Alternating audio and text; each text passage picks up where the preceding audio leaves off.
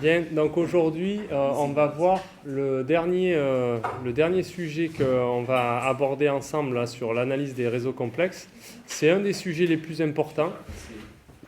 Pour moi, les deux plus importants que vous allez forcément rencontrer si vous traitez des données comme ça, c'est celui qu'on a vu la dernière fois sur l'importance des nœuds. Allez, c'est parti, je commence. Installez-vous.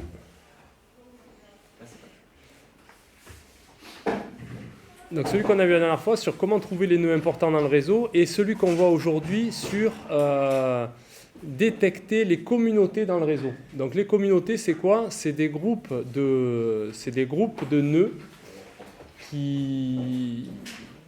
On va voir un peu plus précisément ce que c'est, mais l'idée c'est de trouver une organisation globale du réseau. Comparé à ce qu'on a fait sur l'importance des nœuds, là c'est au niveau vraiment individuel, on cherche à repérer les éléments les plus importants dans le réseau, et là aujourd'hui on va essayer de trouver des éléments généraux de la structure du réseau, d'organisation de cette structure. Donc c'est ce qu'on appelle les communautés, c'est un des sujets les plus étudiés sur ces questions-là. Donc qu'est-ce que c'est qu'une communauté dans un réseau complexe? D'abord, je vous ai mis une définition entre guillemets morale. Donc une communauté, c'est un groupe de nœuds qui partagent quelque chose. Alors, qui partagent quoi? Ben, ça peut être, si le réseau, c'est des réseaux avec des vrais gens, ça peut être des gens qui partagent un intérêt commun. Ça peut être des pages web qui ont un contenu similaire. Ou ça peut être dans les réseaux de protéines, dont on a parlé un petit peu, ça peut être des groupes de protéines qui ont une certaine fonction, d'accord, qui s'organisent entre elles pour accomplir une fonction dans le réseau et dans la régulation de ce qui se passe dans la cellule. Donc voilà ce qu'on cherche à identifier. Okay.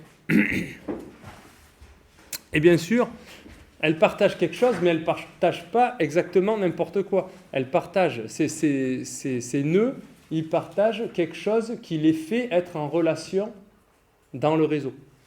C'est-à-dire que sinon, vous pouvez, si on applique cette définition comme ça, on pourrait dire, ben, moi je vais m'intéresser à l'ensemble des nœuds qui partagent tel attribut. Je ne sais pas, tous les gens qui sont dans la même tranche d'âge ou tous les gens qui ont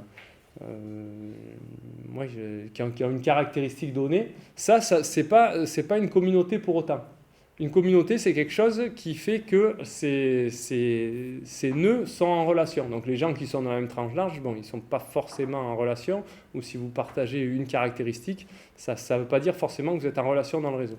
Donc là, ce qu'on cherche à identifier, c'est des groupes qui partagent quelque chose à travers la structure du réseau, ou quelque chose qui fait que ça les fait être en relation ensemble dans le réseau. Donc exemple typique, il y a deux réseaux qui sont bien connus pour avoir une structure. Alors là, il n'y a pas beaucoup de communautés, il y en a deux, mais c'est des communautés très marquées. Ça peut être, par exemple, si on regarde les blogs politiques aux États-Unis, on va avoir des communautés, des blogs qui sont républicains et des blogs qui sont démocrates. Donc là, selon l'orientation politique.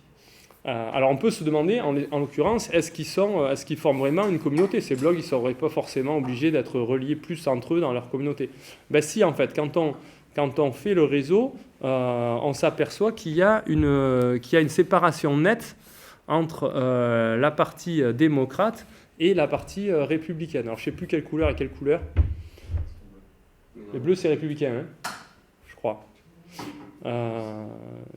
Donc... ici, vous avez les bleus, en tout cas, je pense que c'est les républicains. Ici, vous avez les démocrates, les rouges. Et puis, bon, vous voyez que vous avez des liens entre eux. Là, c'est les liens orange qu'on voit derrière. Mais en fait, quand on dessine le réseau, on s'aperçoit qu'il est beaucoup plus dense, le réseau, à l'intérieur des blocs démocrates et à l'intérieur des blocs républicains. Ils se référencent plus entre eux, ces blocs. Ce qui est logique parce qu'ils partagent les mêmes idées. Donc, ils vont plus référencer des blocs qui sont dans leur mouvance. D'accord ? Une situation qui est encore plus marquée, c'est avec les langages en Belgique, avec la langue en Belgique. Vous savez que la Belgique, c'est un pays où il se parle deux langues, le français et le néerlandais. Et quand on regarde le réseau, ça c'est un réseau qui est fait avec les appels téléphoniques. D'accord ? Et quand on regarde le réseau des appels téléphoniques, on s'aperçoit en fait que là, pour le coup, le réseau, il est très creux entre les deux communautés. D'accord ? Les deux communautés, là, elles sont encore plus marquées. Là, il y avait plein de liens entre les blogs. Alors, ce n'est pas forcément des liens positifs, c'est beaucoup de liens pour dire, regardez, c'est n'importe quoi ce qu'ils disent de l'autre côté. Mais ici, on s'aperçoit que c'est quand même assez étonnant. Donc, on comprend après tous les problèmes politiques qu'il y a en Belgique quand on voit ce genre de réseau. C'est qu'ils sont restés pendant longtemps quand même sans gouvernement. Vous voyez que c'est vraiment marqué, quoi.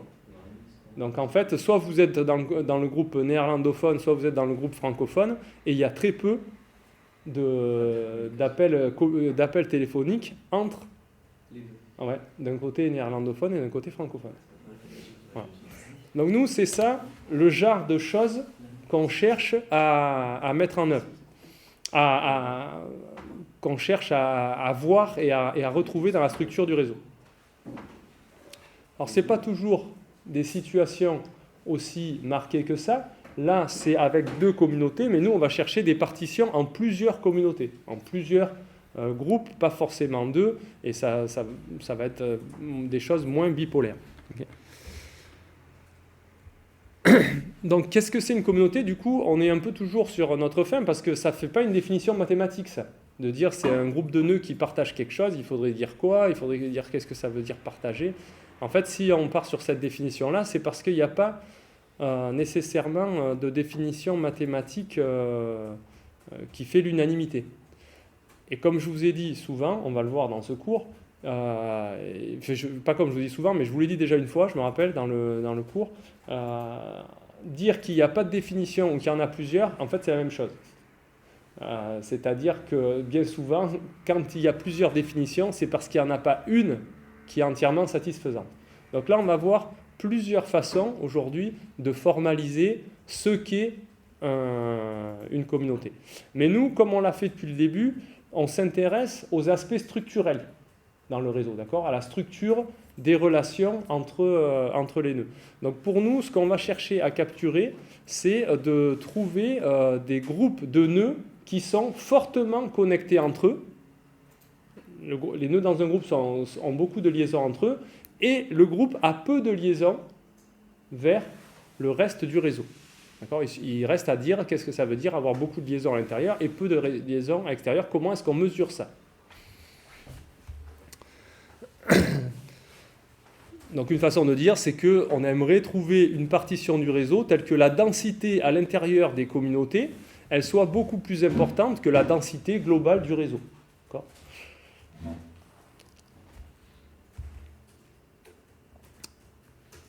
Donc, d'une part, que l'intérieur soit dense, et puis, comme j'ai dit, qu'il y ait peu de liens avec l'extérieur. Donc là, par exemple, vous avez en rose un groupe de nœuds, et on peut se poser la question, est-ce qu'ils forment une communauté ou pas ? En tout cas, là, vous voyez que dans ce cas-là, ça a l'air d'être le cas, parce que si vous regardez les nœuds, à l'intérieur de la communauté, ils ont tous pas mal de voisins. Lui, il en a 4 à l'intérieur. Lui, il en a 3 à l'intérieur. Lui, il en a avoir 5, etc. Et ils ont par contre peu de voisins à l'extérieur. Lui, il en a 2 à l'extérieur. Lui, il en a 2. Lui, il en a 2. Il en a 2. Il en a 1. Voilà. Okay, donc, on voudrait trouver ce genre de configuration dans le réseau. Et aujourd'hui, on va faire des algorithmes pour trouver ça. Et surtout, avant de faire les algorithmes, on va faire des mesures. Comment est-ce que je mesure si un groupe de nœuds est une bonne communauté ou pas ? Comment est-ce que je mesure si une partition en communauté est bonne ou pas ? Donc déjà, ça y est, j'ai dit le mot partition. Nous, ce qu'on va faire, c'est qu'on va s'intéresser au cas des partitions. Donc ce qu'on voudrait trouver, c'est ça, c'est une partition des ensembles de nœuds. Donc ça veut dire chaque nœud, je vais le mettre uniquement dans un groupe.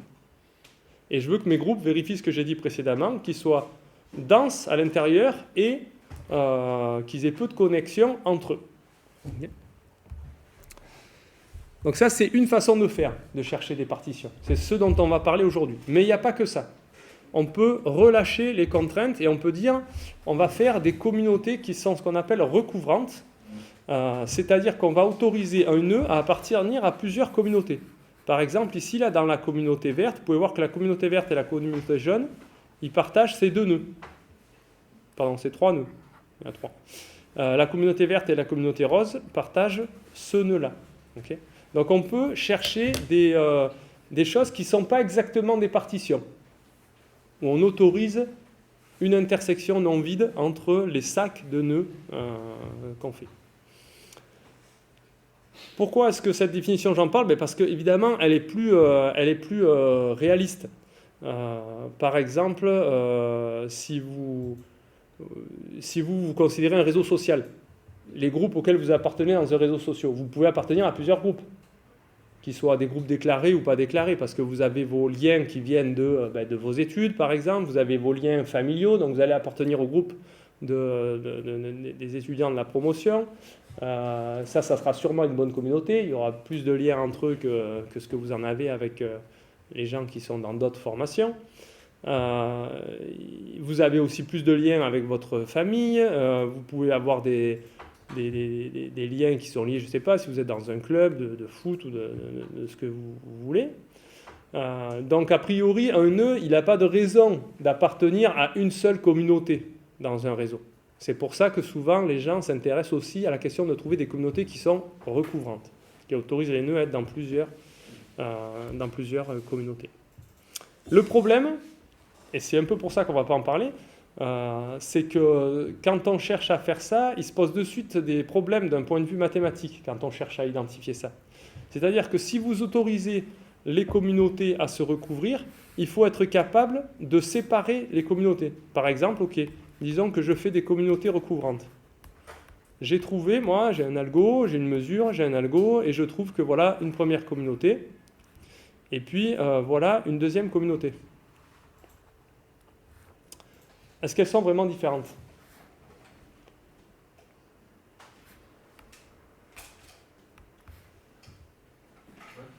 On ne sait pas trop, parce que la partie qu'elles ont en commun est tellement grande que ces deux communautés, je ne sais pas si ça fait beaucoup de sens de les distinguer. D'accord? Il n'y a que 2 nœuds différents de ce côté-là et 3 nœuds qui ne sont pas dans la première, de l'autre côté. Donc en fait, est-ce que ça, c'est pas un peu la même communauté? C'est ce genre de questions auxquelles il faut répondre quand on fait des communautés recouvrantes. Okay? Parce que nous, on a en tête que oui, on va faire des communautés comme ça. Okay, là, c'est clair que les deux communautés, elles sont différentes, que je suis content d'avoir identifié ces deux groupes comme étant des groupes différents. Par contre, s'ils commencent à trop se recouvrir, ça devient moins clair. Et la question, c'est où est-ce qu'on met la limite? Et quand on se pose la question de où est-ce qu'on met la limite, c'est toujours des questions difficiles. Et souvent, c'est des questions qui n'ont pas une réponse nette et satisfaisante. C'est-à-dire que n'importe où vous allez mettre la limite, vous serez peut-être pas content parce que sur certains exemples, votre limite, elle sera trop faible ou trop permissive, au contraire. Ok, donc dans les problèmes de communautés recouvrantes, il se pose immédiatement cette question de séparation des communautés, et je pense pouvoir dire qu'il n'y a pas de vraie bonne solution pour traiter ce problème. Bien sûr, on peut faire des mesures qui disent à quel point 2 groupes de nœuds sont les mêmes. Il y en a, mais après la question, c'est de mettre un seuil et de dire, moi, quand est-ce que je vais retourner 2 communautés, ou quand est-ce que je vais dire, non, mais en fait, ces 2-là, je les mets ensemble parce que c'est trop les mêmes. Ok. Et puis, une autre façon de faire, c'est de ne pas faire des partitions sur les nœuds, mais sur les liens. Ça, à mon avis, c'est ce qui fait le plus de sens. Exactement à cause de l'exemple que je vous ai donné. Dans l'exemple que je vous ai donné, où je vous ai dit, vous appartenez à plusieurs groupes, le groupe familial, le groupe professionnel, le groupe des hobbies. En fait, ce n'est pas vous qui appartenez à un groupe, c'est vos liens. C'est les liens que vous avez qui sont colorés. Parce que vous avez le lien avec telle personne, parce que il est dans votre famille, parce qu'il est dans votre promo, parce qu'il est dans votre club de foot. D'accord ? Donc, une approche, c'est de dire, on ne va pas chercher à faire des groupes de nœuds, mais on va chercher à faire des groupes de liens. D'accord ? Et à trouver tous les liens qui sont les liens du club de foot, par exemple. Okay ? Ce qui fait naturellement que là-dedans, si je fais des groupes des liens, là, comme j'ai fait colorer ici, naturellement, vous voyez qu'un nœud, il est dans plusieurs groupes parce qu'il a plusieurs couleurs de liens autour de lui. Là, celui-là, il appartient à 3 groupes si on parle du nœud. Okay. Donc ça, c'est une approche qui est intéressante et pour laquelle les solutions, il y en a, et c'est un truc qui a été beaucoup regardé aussi, mais elles ne sont pas tout à fait aussi satisfaisantes que pour les partitions de nœuds. Il y a des problèmes qui se posent et qui sont difficiles à résoudre aussi. Et puis, ce n'est pas la fin de l'histoire, parce qu'un lien aussi, il peut avoir envie d'appartenir à plusieurs communautés. Par exemple, rien ne vous interdit de jouer au foot avec un collègue de votre promo. Donc à ce moment-là, le lien, vous l'avez à cause du lien du club de foot ou parce que vous êtes dans la même promo. Donc, mais il faudrait aussi autoriser les liens à être dans 2 communautés. Mais non, le lien, il est unique. Tu connais cette personne, tu connais cette personne. La question, c'est d'où vient la coïncidence, d'accord ? Donc, elle peut venir de plusieurs raisons et on pourrait faire des communautés recouvrantes de liens aussi. Alors là, on rentre encore dans plus de difficultés puisque, je vous dis, les communautés recouvrantes, c'est dur. Les communautés de liens, c'est pas facile non plus. Donc nous, aujourd'hui, on va parler du premier truc. On va parler de faire des partitions de nœuds du réseau. Okay ? Donc un nœud, il ira dans une seule communauté. C'est réducteur, mais c'est ça qu'on va regarder. Et sur cette approche de partitionner les nœuds, il y a plein d'approches au niveau algorithmique et mathématique pour arriver à définir ce qu'est une bonne communauté et à identifier les bonnes communautés dans le réseau. Il y a des approches basées sur les marches aléatoires, donc des choses un peu similaires de ce qu'on a parlé pour le PageRank, etc. Où là, l'idée, c'est de dire que si vous faites une marche aléatoire à partir d'un nœud, vu que ce nœud, il est dans une certaine communauté qui est plus dense, la marche aléatoire, elle va passer plus de temps dans sa communauté qu'à l'extérieur. D'accord ? Si vous marchez aléatoirement, par les probabilités, vous avez plus de chances que votre marche elle soit capturée pendant un long moment dans la communauté avant d'emprunter un lien qui va vers l'extérieur parce qu'il y en a peu, des liens qui vont vers l'extérieur. Donc on peut utiliser ce genre de choses pour essayer de reconnaître les communautés. Il y a des méthodes, du coup c'est assez proche, dans l'idée il y a des méthodes basées sur les méthodes spectrales des matrices, où là on fait avec des vecteurs propres, on arrive à définir des communautés. Il y a des méthodes basées sur ce qu'on appelle le hierarchical clustering. Hierarchical clustering, c'est que l'idée elle est toute simple, c'est que vous partez de chaque nœud tout seul dans sa communauté et vous mettez ensemble les nœuds que vous estimez les plus proches de la structure du réseau. Donc vous faites des métriques pour dire si 2 nœuds, à quel point ils sont proches. Donc là, ce n'est pas uniquement est-ce qu'ils sont reliés. Par exemple, ça va être est-ce qu'ils ont plein de voisins communs, etc.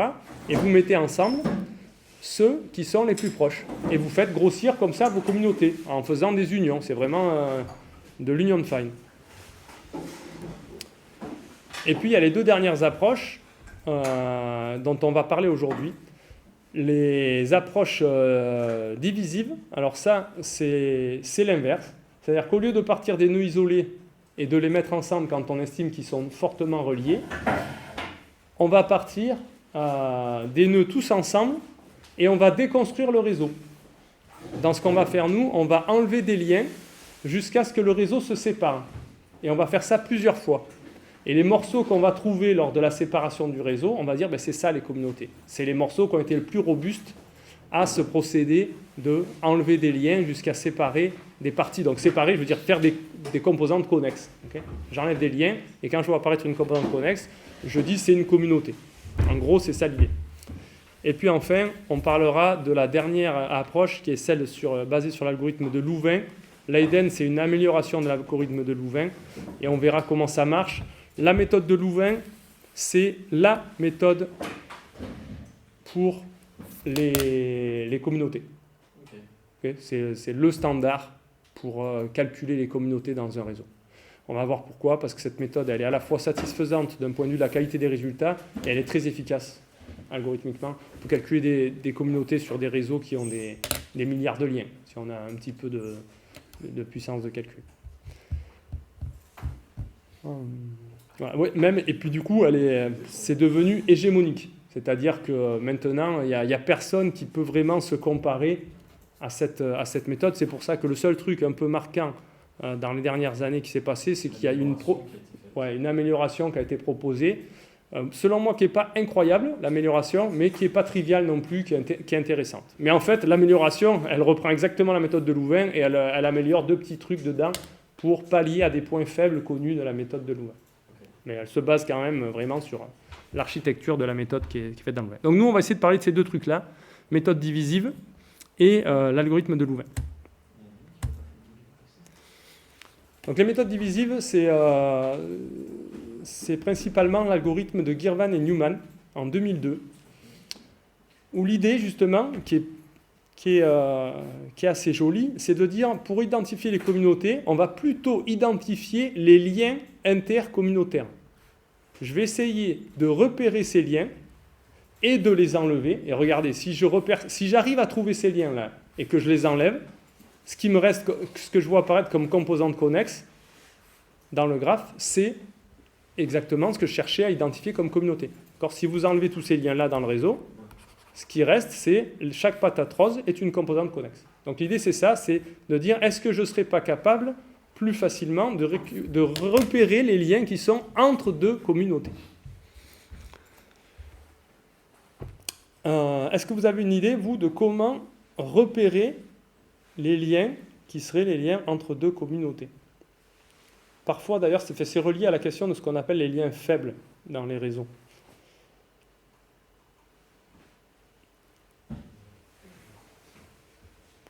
En fait, les liens faibles, ils sont très importants, mais on les appelle comme ça, les liens faibles.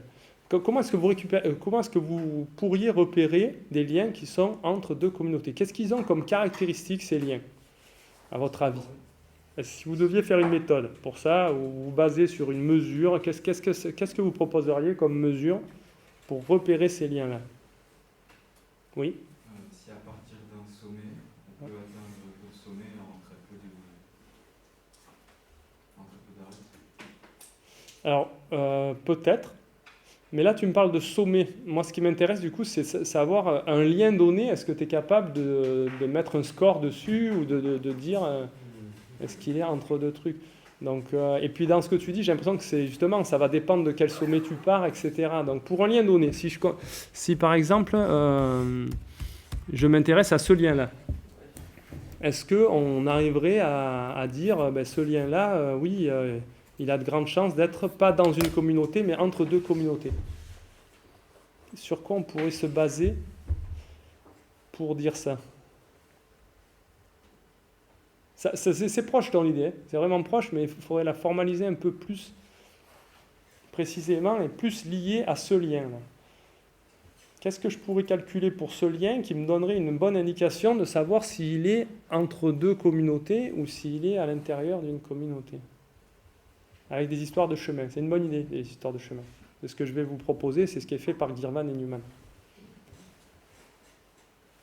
Oui? Le pourcentage de plus courts chemins qui passent par ces parettes? Oui, exactement. Ça, on l'a défini exactement la dernière fois pour l'importance des nœuds, et j'avais dit ça marche aussi pour les liens.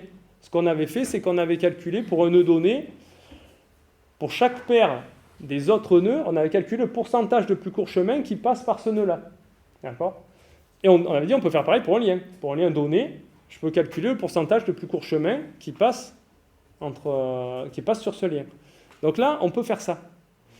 Et du coup, ils vont avoir beaucoup de chemins ou peu de chemins, les lieux intercommunautaires qui passent par eux, les plus courts chemins. Est-ce qu'il va y en avoir beaucoup ou peu qui passent par ces liens? Ouais. Beaucoup. Il va y en avoir beaucoup. Pourquoi? Parce que c'est les seuls liens qui existent entre toutes les 2 communautés.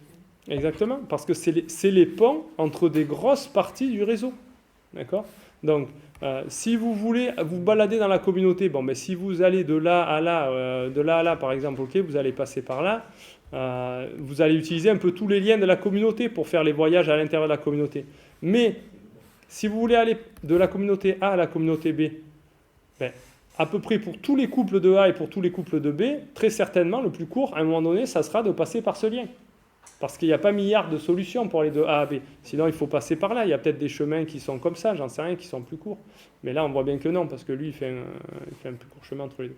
Donc, en effet, vu qu'il y a peu de liens entre des gros paquets de nœuds, ces liens, ils vont être très importants pour les communications. Pour aller du gros paquet A au gros paquet B, je vais emprunter un de ces liens. Donc il va y avoir beaucoup de chemins qui vont passer par ces liens. Donc on va utiliser exactement la bitwiness, centralité des liens. D'accord, comme on l'avait défini la dernière fois. Donc là, j'ai rappelé la définition pour un lien, parce qu'on ne s'était pas trop attardé sur celle-là. Pour un lien, je vais sommer pour toutes les paires de nœuds. Je vais regarder le nombre de chemins qui va de S à T et le nombre de chemins qui va de S à T en passant par le lien E. Donc là, je suis en train de calculer la bitwiness centrality du lien E. Ça me fait un pourcentage entre 0 et 1 là, pour chaque paire. Et je somme ça sur toutes les paires. C'est ça la bitwiness centrality du lien. Je m'attends à ce que les liens intercommunautaires aient une forte bitwiness centrality. Okay. Donc on peut essayer de les repérer comme ça. C'est ça l'idée. De Girvan et Newman. La dernière fois, je m'étais attardé là, sur cette histoire de définition de la bitwiness. Je vous avais dit, il y a un truc qui, moi, me paraît bizarre. C'est, j'aimais pas trop l'idée, parce que ça, c'est comme faire une moyenne de ces nombres-là, de cette fraction. Et ça me plaisait pas trop, parce que cette fraction, c'est déjà un pourcentage. Je vous disais, faire des moyennes de pourcentage, c'est un peu bizarre, parce qu'un pourcentage, il peut représenter une grosse population ou une petite population. Quand je fais la moyenne, je les mets à égalité, ces deux populations, qu'elles soient grandes ou petites. Et tout ça. Et du coup, j'ai repensé à ça, en fait, et c'est la première fois que je me dis la chose comme ça. En réalité, je pense que cette fraction, la raison pour laquelle ça marche bien comme ça, c'est que derrière, il y a quelque chose de plus simple, qui a peut-être plus de sens, et qui marcherait peut-être tout aussi bien, même si ça, c'est un peu plus fin. C'est-à-dire qu'on pourrait dire, je ne vais pas prendre le pourcentage, là, pour une paire donnée, pour une paire ST, je ne vais pas prendre le pourcentage de plus court chemin qui passe par E. Je vais prendre juste 0 ou 1. 0, c'est le lien né sur aucun plus court chemin entre S et T. Et 1, c'est, il existe un plus court chemin entre S et T qui passe par E. D'accord ? Ça veut dire quoi ? Ça veut dire, ce lien, il est au milieu de S et T. Ce n'est pas la seule option pour aller de S à T, de passer par là, mais il est au milieu. Et je pense que si on prend 0 ou 1 à la place du pourcentage, je pense que la mesure, elle marche certainement tout aussi bien. Et c'est pour ça qu'en fait, si je prends 0 ou 1, c'est plus un pourcentage, d'accord ? C'est plus une moyenne. C'est juste qu'en fait, je suis en train de compter. Ce que je veux dire, c'est que caché derrière cette formule, il y a surtout le fait de compter pour combien de paires je me trouve sur un plus court chemin entre cette paire. D'accord ? Je pense que c'est ça un peu l'essence de ce truc-là. Et je vous avais fait le cas où on cherche pas à faire ça par paire, mais où on cherche à faire ça globalement sur tous les plus courts chemins du réseau. Et je vous avais montré des exemples où ça ne marche pas, parce qu'il y a des parties du réseau où il y a énormément de plus courts chemins entre une paire donnée, alors qu'il y a des parties du réseau où il n'y en a qu'un. Dans un arbre, il n'y en a qu'un. Et puis dans cette espèce de soufflet là qu'on faisait, il y a un nombre exponentiel de plus courts chemins. Donc là, compter 0 ou 1, ça dit, ça met tout le monde à plat. Ok, bref, c'était une petite parenthèse sur ce qu'on a dit la dernière fois. Il y avait une autre petite correction aussi que je voulais faire de la dernière fois. Je ne sais pas si je la fais maintenant, du coup. Ouais, je vais la faire maintenant. Juste pour pas que vous soyez décontenancés quand vous allez reprendre vos notes. Dans le cours, la dernière fois, il y avait... je ne sais pas si ça va se voir si je fais ça. Il y avait un truc qui n'était pas très clair, c'était sur les histoires de matrices, là. Sur le calcul du PageRank. Il y avait deux choses. Donc, il y en a une que j'ai vérifiée, qui était que les matrices, elles ne sont pas dans le même sens que moi je les numérote. D'accord ? Moi, je les numérote comme ça, les matrices. Ah oui, je peux pas dessiner. Bon, dommage. Le coefficient 0,0, c'est celui en haut à gauche. Et en fait, c'était l'histoire de est-ce que je prends les vecteurs propres à gauche ou à droite ? Et normalement, on prend les vecteurs propres à droite, mais en fait, pour que ça corresponde à ce qu'on veut, il ne faut pas numéroter les matrices comme on les fait classiquement en maths. Il faut les numéroter dans un autre sens. Donc ça, c'est une petite remarque pour le fait que... voilà, du coup, c'est pour ça que ce n'est pas exactement pareil. Et puis, il y avait cette histoire-là que j'étais surpris que là, sur la colonne qui avait que des zéros, ils avaient mis quelque chose. Ils avaient mis des 1/5. D'accord ? En fait, ça... Donc on avait dit... En fait, ça, c'est un peu le symétrique. Dans le PageRank, si vous vous rappelez, donc là, je fais un peu appel à vos souvenirs de façon un peu impromptue, mais si vous vous rappelez, un des problèmes que résolvait le PageRank, c'était que pour les nœuds qui n'avaient aucun lien sortant, on rajoutait une petite probabilité de sauter n'importe où dans le réseau, dans cette vision marche aléatoire. D'accord ? On avait donné la vision marche aléatoire, c'était qu'on suit avec une équipe probabilité les liens qui sortent d'un nœud, mais que quand il n'a pas de lien sortant, on est embêté, et ce qu'on fait, c'est qu'avec une certaine probabilité, au lieu de suivre les liens, on va... ceux qui n'ont pas de lien entrant, le problème, c'est qu'ils recevaient aucune importance avec le PageRank, parce qu'on ne venait jamais dessus. Quand on marche aléatoirement, on ne peut pas arriver sur ces nœuds-là. Donc là, ce qui avait été fait, c'était de rajouter, avec une petite probabilité, on saute n'importe où dans le réseau. Ce qui fait qu'on a une chance en particulier de sauter sur les nœuds qui n'ont pas de lien entrant. Mais en fait, le même problème, donc ça c'est ce qu'on avait dit, mais le même problème se pose avec les lieux qui n'ont pas de lien sortant. Quand vous arrivez sur un nœud qui n'a pas de lien sortant, vous ne pouvez plus jouer la règle d'évolution normale qui dit je vais aller avec équipe probabilité sur un lien sortant de ce nœud, parce qu'il n'y en a pas. Et donc c'est pour ça qu'en fait, il faut prendre précaution de dire en fait ceux qui n'ont pas de lien sortant, je mets un lien vers tous les autres nœuds du réseau. Donc ça c'est fait en fait dans le PageRank.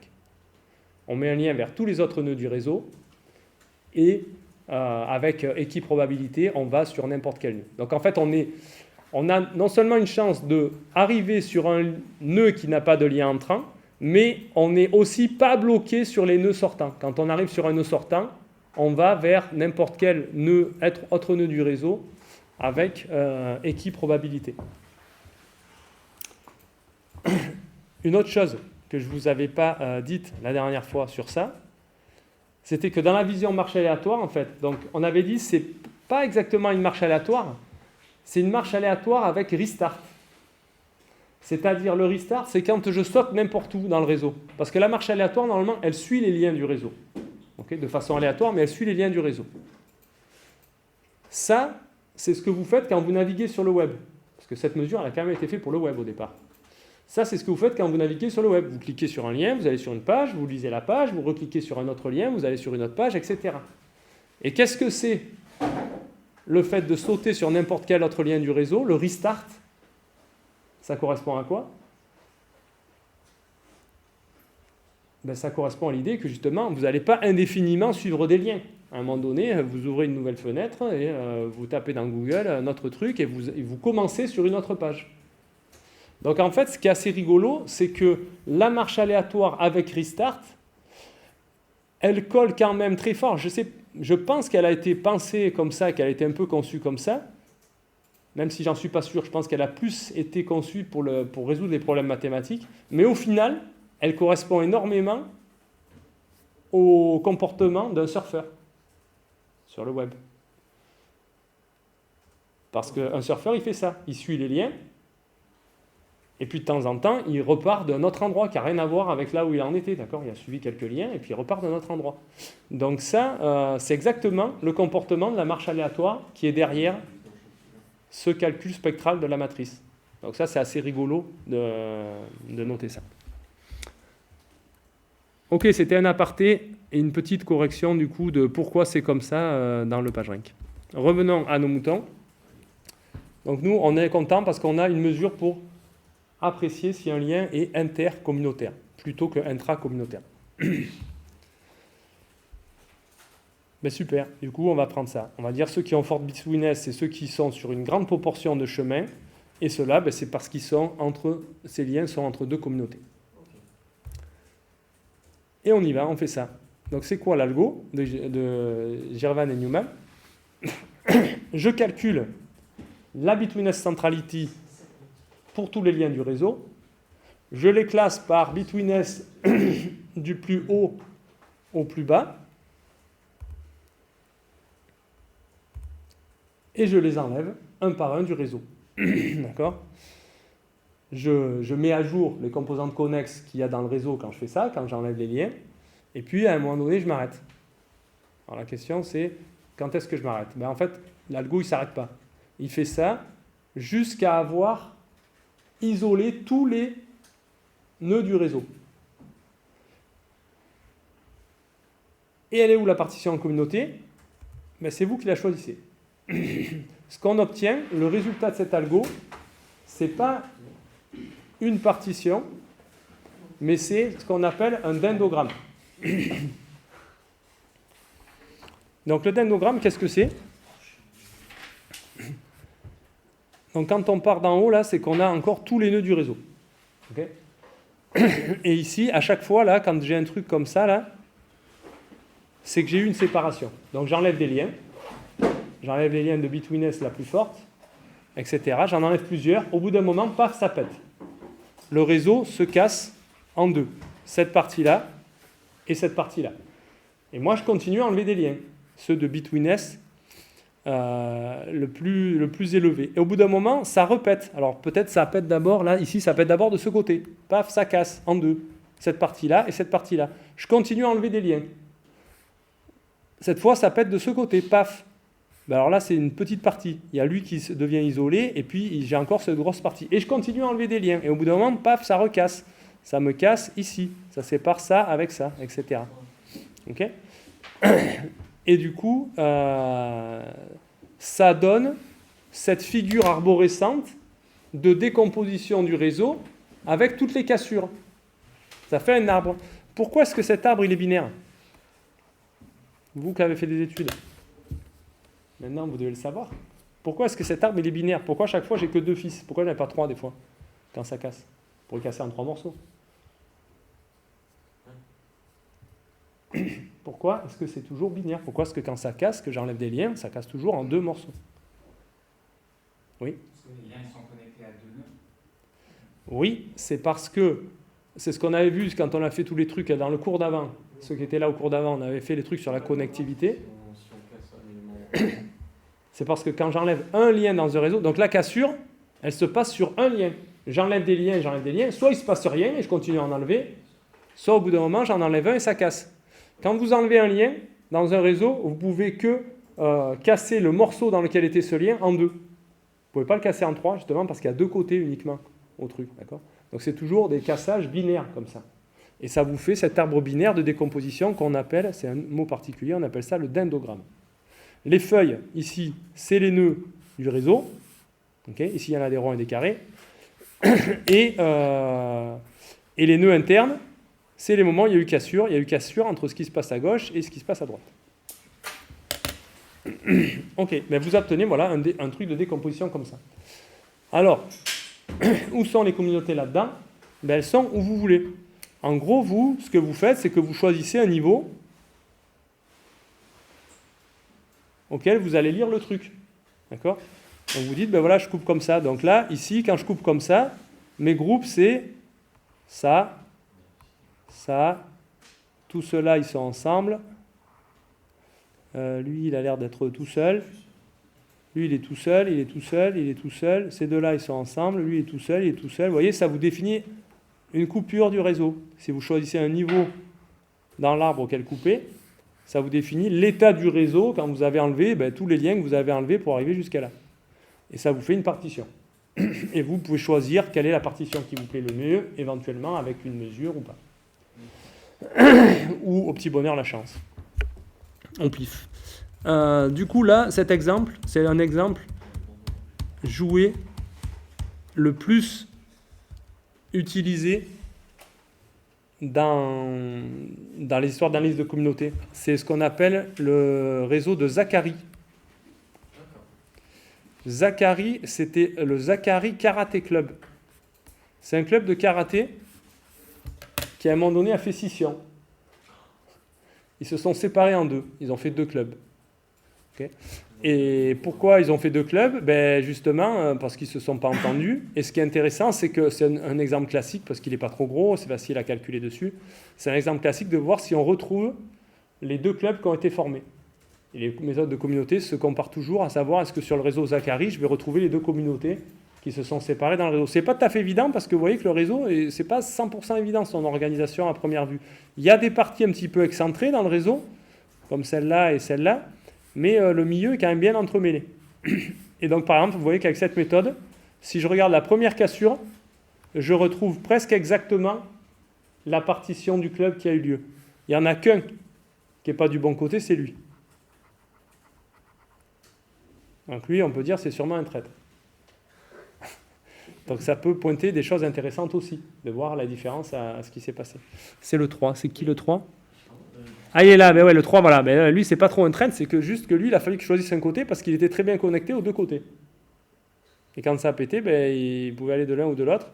Il a choisi d'aller de ce côté-là, mais la mesure par Betweenness Centrality l'aurait vu plutôt du côté des rangs. Je comprends pourquoi le choix il est si. Ici quoi ?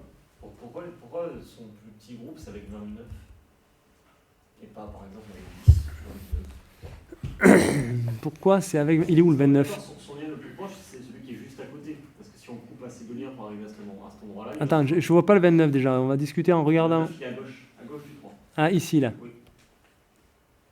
Parce que s'il est juste à côté dans le dendrogramme, ça veut dire qu'on est d'accord, si on coupe tous les liens pour se les séparer, la partition, il n'y aura que 3 et 29 dedans.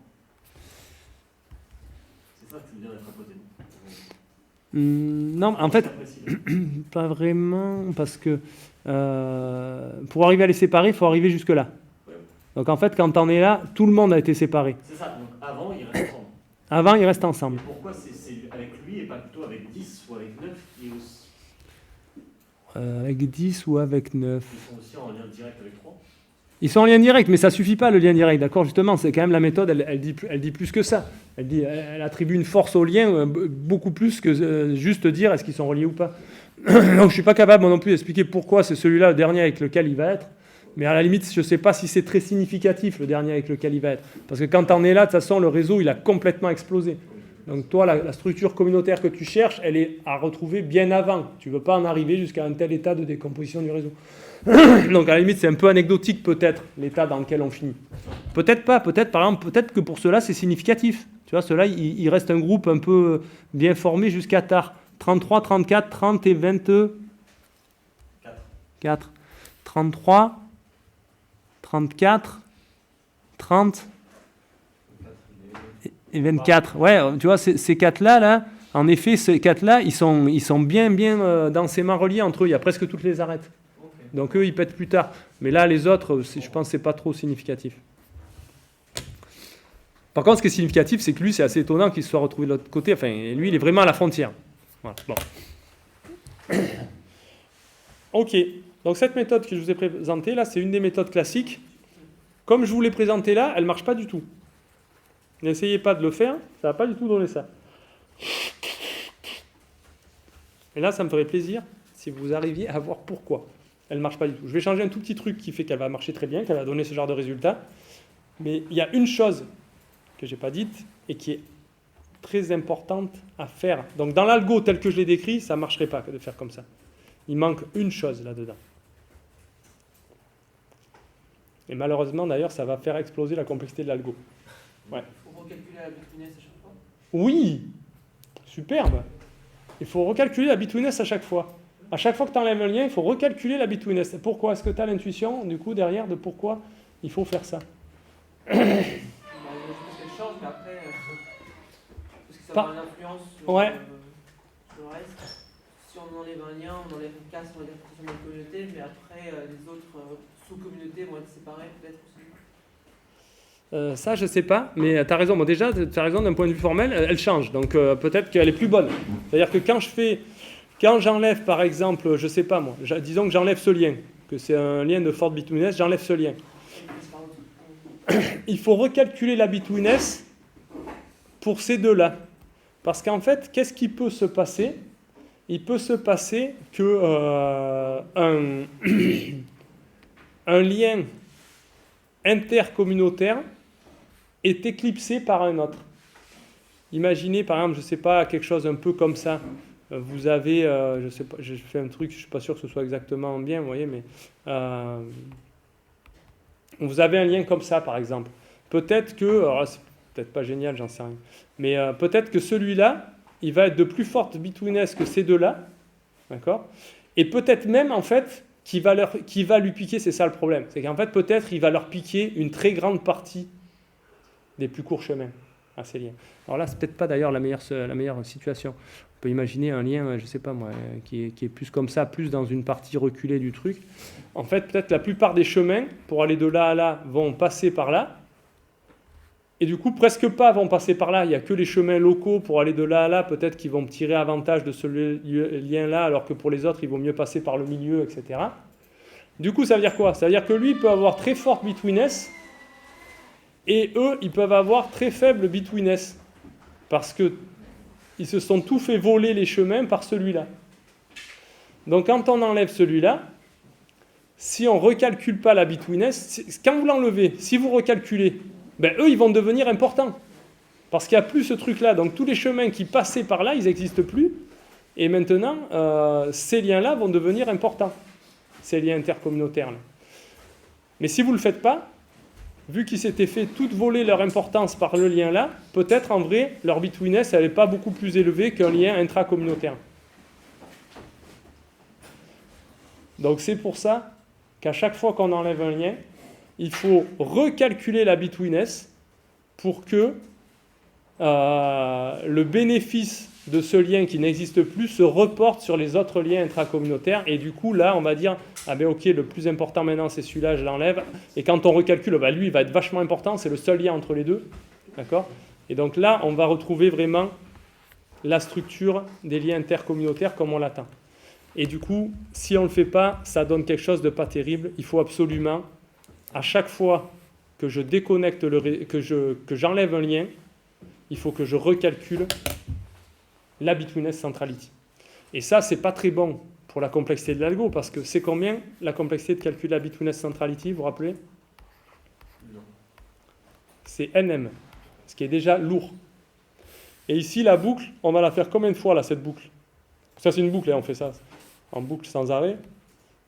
Pour tous les links, voilà, elle est là, la boucle. Combien de fois je vais la faire? Pour tous les liens, je vais la faire M fois. Donc si je ne recalcule pas la betweenness, c'est super, la complexité de l'algo, c'est ça, c'est juste de calculer la betweenness au début. Après, ça, je fais M fois un truc plus simple. Ouais, plus simple, je ne sais pas, parce qu'il y a quand même de calculer composante connexe, ce qui n'est pas tout à fait simple. Mais ça, c'est un autre truc. Mais si je calcule la betweenness, à chaque fois ici, dans chaque boucle, je vais payer NM. Et je vais faire la boucle M fois. Alors là, le bottleneck, ça devient ça. La complexité de l'algo, telle qu'en fait, il faut le faire, c'est NM carré. Et c'est vraiment ça qu'il faut faire si vous voulez avoir les bonnes partitions, les bons dendrogrammes qui ressemblent à ça. Donc ça, c'est lourd. Je vous ai dit, même des algos en n carré déjà, sur certains réseaux, c'est dur à faire. Des algos en nm carré, d'algos cubiques comme ça, c'est lourd. Et c'est pour ça que cette méthode, elle donne des bons résultats, mais en fait, elle a du mal à passer à l'échelle sur les très grandes masses de données qu'on utilise maintenant. Alors faire ça sur le projet, on est mort. Oui. Peut-être sur le petit réseau, ça passerait. Sur 1000 sommets. Mais bon, s'il a déjà 10 000 arêtes, tu vois, 10 000 au carré, avec déjà 100 millions, plus tu reprends un facteur 1000, ça fait 100 milliards. Ouais, non. Tourner l'ordi 3 jours. Sur votre ordi, ça passera pas, non. Il faudrait déjà un serveur, et puis il faudrait laisser peut-être tourner 3 semaines, un mois, je sais pas. Donc non, même sur le petit, ça passerait pas, ça, je pense. Vous pouvez essayer, hein, mais...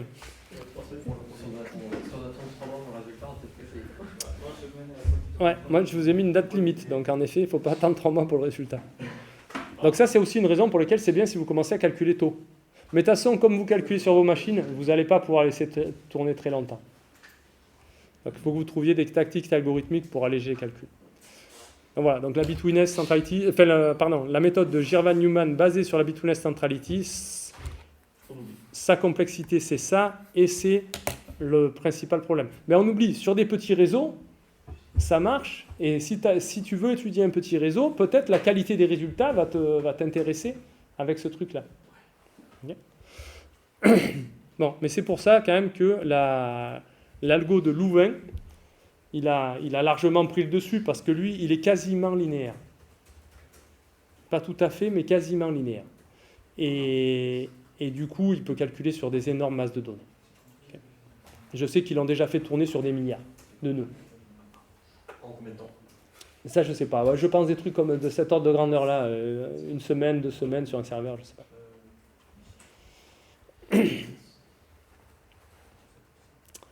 Ok. Eh bien, on va parler de ça, justement. On va parler, du coup, de Louvain, comment il fait Louvain. Louvain, la première chose qu'il faut savoir, c'est qu'il se base sur un truc qui est une mesure de la qualité d'une partition. Ce qu'on n'a pas donné dans la méthode précédente. Et ça, c'est un truc qui manque. Parce que moi, si vous me donnez un résultat, j'aimerais bien pouvoir apprécier s'il est chouette, votre résultat ou pas. Si la partition que vous donnez, elle est bonne. Louvain, il se base sur ça.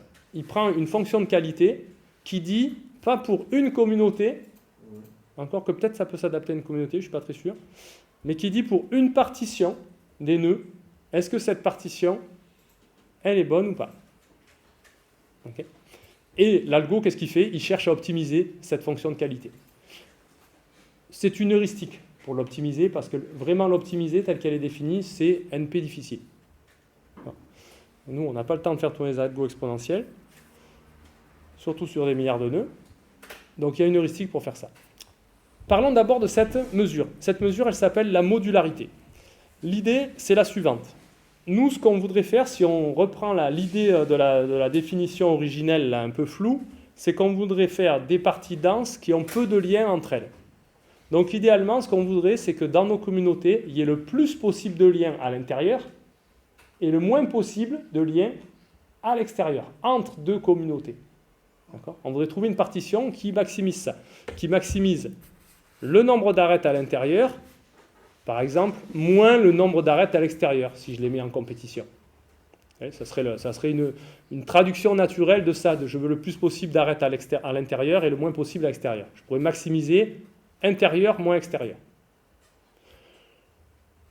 Ok, mais ça, en fait, il se trouve que vu que le nombre d'arêtes il est fixé, c'est M, maximiser la différence intérieure moins extérieure, c'est comme maximiser combien j'en mets à l'intérieur. C'est exactement pareil. Puisque si vous me dites combien il y en a à l'intérieur, je sais combien il y en a à l'extérieur, il y en a M moins ce que vous avez mis à l'intérieur. Okay. Donc en fait, maximiser cette différence ou maximiser le nombre d'arêtes à l'intérieur tout court, c'est pareil. Du coup, est-ce que vous avez une idée d'un algo pour maximiser ce truc-là? Pour maximiser la modularité, maximiser le nombre d'arêtes à l'intérieur. Je veux une partition en communauté qui maximise le nombre d'arêtes à l'intérieur.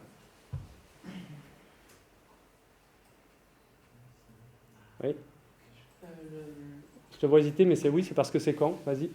Il faut compter le nombre de liens, comment dire, comment ça s'appelle? Il y avait des mesures qu'on faisait sur l'écran. J'ai oublié les termes. Alors je sais pas. Pour maximiser la densité à l'intérieur.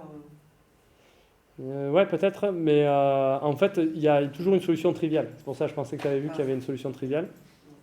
Pour maximiser le nombre d'arêtes à l'intérieur, c'est très facile. Hein.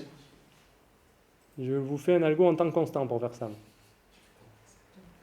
Temps constant. On prend tout, on met tout ensemble, dans une seule communauté. D'accord ? C'est ce qui maximise cette mesure. Alors on peut dire oui, mais moi c'est bête, moi je vais faire un truc pas comme ça exactement, je vais maximiser le truc mais sans prendre tout le monde. Mais en fait non, parce que si vous faites un algo qui cherche à maximiser le nombre d'arêtes que vous avez à l'intérieur, il va toujours venir buter sur le fait qu'il a envie de mettre tout le monde ensemble. Donc, vous pouvez faire un algo aussi malin que vous voulez, en fait ce qu'il va faire c'est qu'il va mettre tout le monde ensemble à la fin, parce que c'est vraiment le mieux pour la mesure. Donc le problème c'est ça, c'est que la meilleure partition c'est une seule communauté, j'ai pas du tout avancé, j'ai pas du tout décomposé mon réseau. Du coup l'idée pour corriger ce problème, c'est qu'on va quand même s'entêter. On va vraiment prendre cette mesure, mais, et c'est là où la mesure elle devient intéressante, c'est qu'on va, pondérer, c'est pas le mot, mais on va comparer à un réseau aléatoire. C'est-à-dire que pour savoir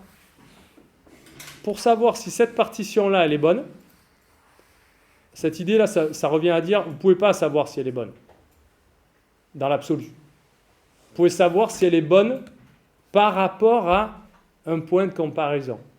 Et le point de comparaison qu'on prend, il est très raisonnable, c'est de dire, si le réseau c'était n'importe quoi, ce serait quoi le score de cette partition? Et je vais comparer le score réel, ici, avec le score dans un modèle aléatoire. Et le modèle aléatoire qu'on prend, c'est de dire, donc je garde ma partition, définie pareil, et je change le réseau en recablant les liens dans le réseau aléatoirement. Et comment est-ce qu'on le recadre? Avec le modèle qu'on a vu, qui est le modèle de configuration. Modèle de configuration, vous vous rappelez ce que c'est?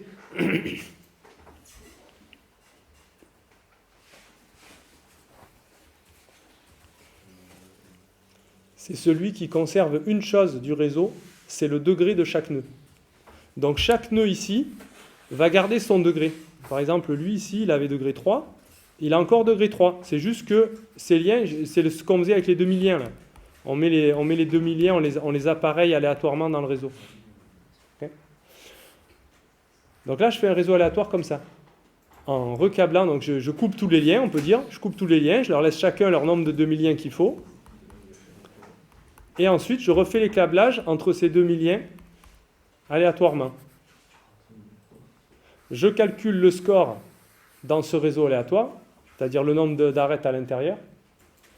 Je calcule le score dans le réseau réel et je fais la différence entre les deux. C'est ça la mesure. Okay. Donc on peut le tester sur la partition avec une seule communauté qui met tout le monde ensemble. Est-ce que finalement elle va être bonne? Mais dans le réseau réel, le score, ça va être... Alors on va faire que le score soit entre 0 et 1. Le pourcentage d'arêtes que je mets à l'intérieur. Dans le réseau réel, si je mets tout le monde ensemble, ça fait un score de 1. J'ai mis toutes les arêtes à l'intérieur. Dans le réseau aléatoire, ça va faire un score de combien?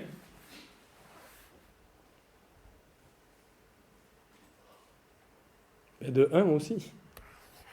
Vous avez tout le monde... La partition, elle ne change pas. La partition, je la garde. Ce que je change, c'est juste les arêtes du réseau. Donc si la partition, c'était tout le monde ensemble, dans le réseau aléatoire aussi, c'est tout le monde ensemble, et je peux les mettre aléatoirement comme je veux, de toute façon, tout le monde reste ensemble. Du coup, ça me fait quoi? Ben, ça me fait 1 moins 1 égale 0. Donc le score de mettre tout le monde ensemble, c'est 0, avec ce petit changement, comparaison aléatoire.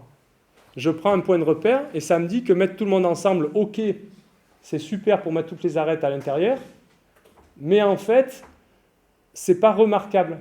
Donc c'est ça qu'on introduit quand on fait la différence entre le réseau moins la version aléatoire, c'est qu'on dit, ok, ce que j'observe sur le réseau réel, avec cette partition, si je prends la même partition sur un réseau aléatoire, je vais voir est-ce que c'est remarquable ou pas.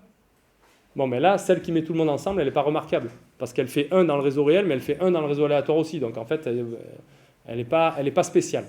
Okay. Donc, c'est ça que ça mesure. Donc, avec les notations, ça donne ça. Plus précisément, la mesure, elle s'écrit comme ça.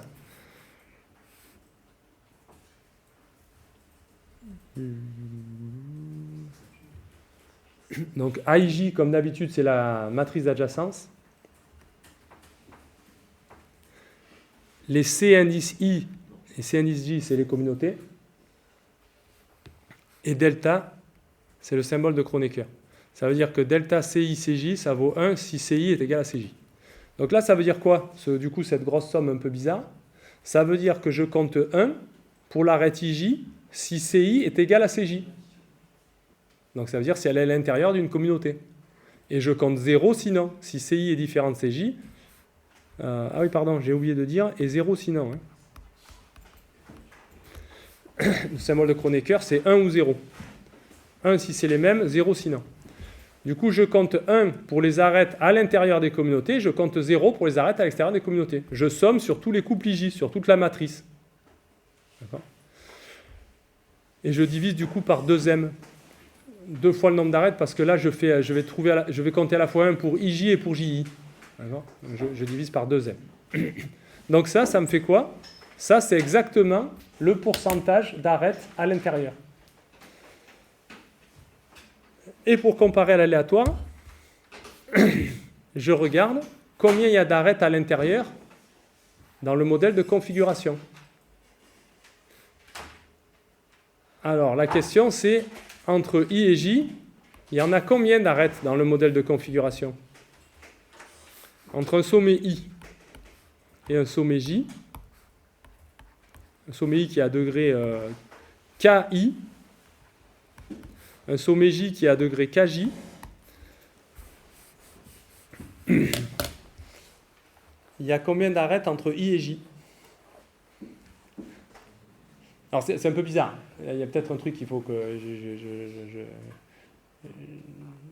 j'éclaircisse, c'est que du coup, dans le modèle de configuration, on va comparer au modèle de configuration moyen, ce que j'obtiens en moyenne par un modèle de configuration. On ne va pas faire vraiment un modèle particulier, un tirage particulier, aléatoire. On va regarder en moyenne.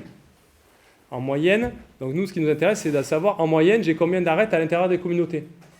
Du coup, on le calcule d'abord en moyenne pour une paire de sommets. Donc en moyenne, pour une paire de sommets, le nombre de liens qu'elles ont en moyenne, c'est censé être un truc entre 0 et 1. C'est censé. En fait, des fois, ça vaut plus que 1.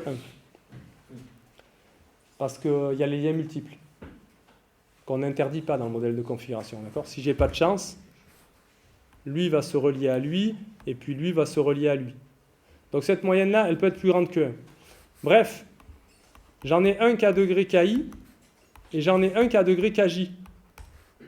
Et je les tire au hasard. Combien j'en ai en moyenne entre I et J? Quelle est l'espérance du nombre de liens entre I et J dans ce tirage aléatoire?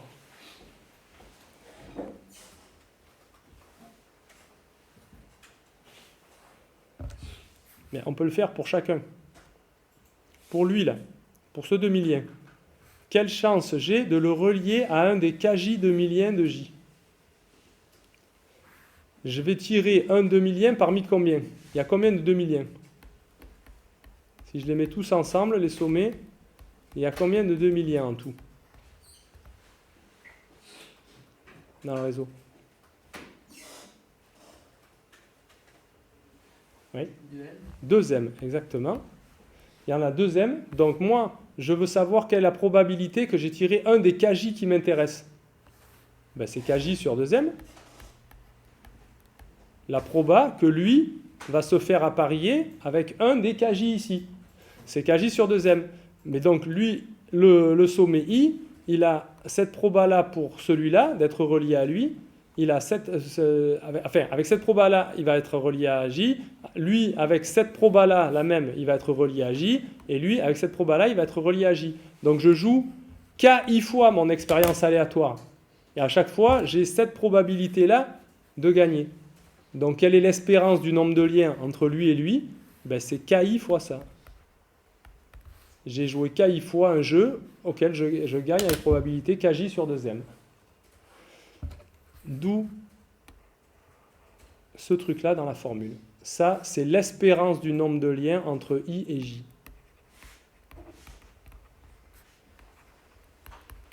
D'accord ? Donc ce truc, la bizarrerie, c'est que ce truc, rien n'interdit que ce truc soit plus grand que 1 lorsque le degré KI et KJ sont énormes.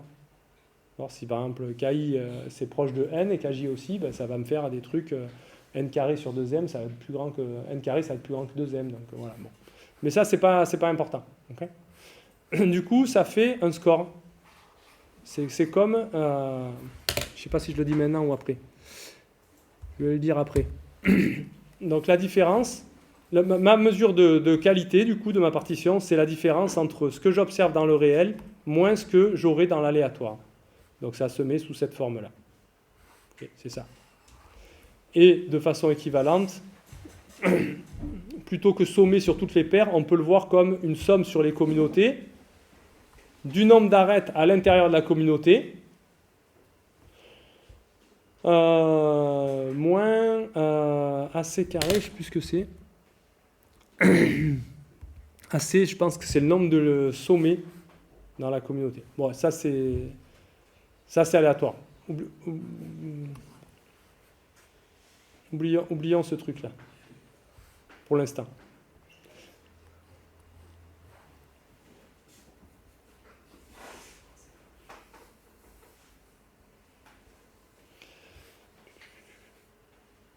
Donc voilà ma mesure.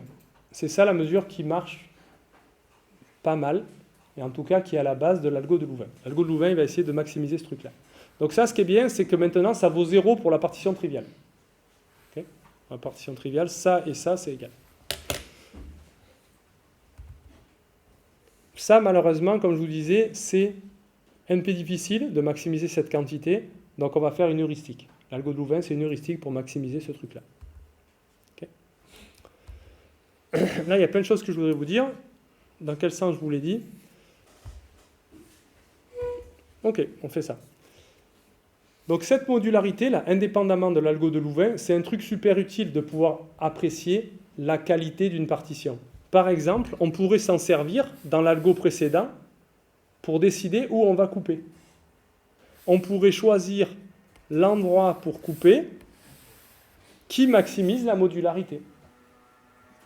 D'accord ? J'essaye tous les endroits pour couper et je prends celle qui maximise la modularité. En fait, c'est même mieux que ça. On n'est pas obligé de couper tout droit, comme je vous ai fait depuis le début. On peut couper comme ça. Je ne sais pas moi. Comme ça, non, peut-être pas là, mais ouais, si. Un truc comme ça. On peut couper comme on veut. Okay.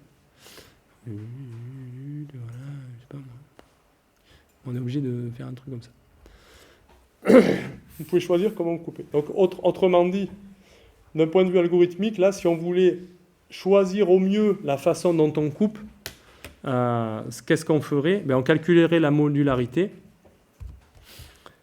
et on regarderait si, par exemple, ici, couper, ça augmente la modularité ou pas. Est-ce qu'ici, ça augmente la modularité de couper? Il y a de grandes chances, parce que le score, là, si on ne coupe pas, c'est 0. Okay. Alors, ceci dit, la modularité, ça varie entre combien et combien? Ça ne varie pas entre 0 et 1, ça varie entre moins 1 et 1. Donc 0, c'est un très mauvais score, mais en fait, c'est le score moyen. Si on n'a pas de chance, on peut faire quelque chose de pire. C'est-à-dire qu'on peut avoir dans le réseau réel aucune arête à l'intérieur, et dans le configuration model, tous les arêtes à l'intérieur. En fait, je ne pense pas que ce soit atteignable, mais en théorie, on pourrait faire ça. La différence, ça peut valoir 1 au max, ça peut valoir 1 au max, donc la différence, a priori, rien n'interdit qu'elle s'approche de moins 1, mais en vrai, je ne pense pas qu'on puisse réaliser ça, mais bon. Donc, en tout cas, la modularité 0, c'est un très mauvais score, mais ce n'est pas forcément le pire. Et donc, vous pouvez faire ça à chaque fois. Pour chaque embranchement, vous pouvez regarder si couper augmente la modularité ou pas. Et comme ça, vous décidez, est-ce que je coupe ou pas? Ok, ici, j'ai décidé que je coupe. Je vais voir de ce côté, ah non, je ne veux plus couper, c'est pas bon de couper. Et je regarde ici, est-ce que je coupe ou pas? Oui ou non? Et je continue comme ça à chaque fois à me poser la question, est-ce que je coupe ou pas? Donc comme ça, je peux faire des coupes comme je vous ai tracé, où j'ai décidé de couper ça, et puis j'ai décidé de ne pas couper ça, voilà, un truc comme ça.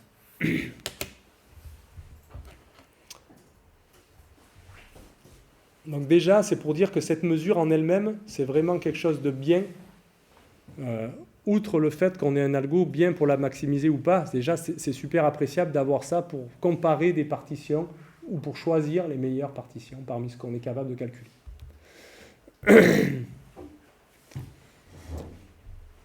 Il y a d'autres fonctions de qualité. Je vais vous en présenter une, au moins. Une très naturelle d'un point de vue algorithmique. En fait, c'est quoi? Avec la définition morale qu'on a donnée, c'est quoi un réseau et une partition de ce réseau qui a vraiment une tête de super bonne communauté, la meilleure que vous pouvez imaginer? C'est quoi votre réseau de rêve qui est super? Parce que les réseaux ont ce qu'on observe en pratique, c'est qu'ils ont tous une structure communautaire, ou presque tous. Mais elle est quand même plus ou moins marquée. Elle peut être très forte ou un peu moins forte. C'est quoi le réseau théorique qui a la plus forte Structure communautaire pour vous. Ça ressemble à quoi?